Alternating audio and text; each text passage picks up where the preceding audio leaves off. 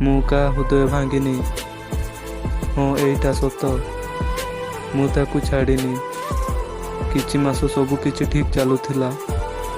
ତାପରେ ତା ଜୀବନରେ ଆଉ କିଏ ଆସିଲା।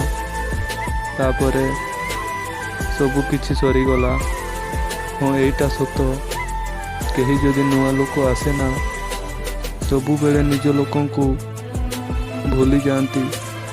ଯେଉଁ ସମ୍ପର୍କରେ ମୂଲ୍ୟ ନଥାଏ ସେ ସମ୍ପର୍କ ସବୁବେଳେ ଭାଙ୍ଗିଯାଏ।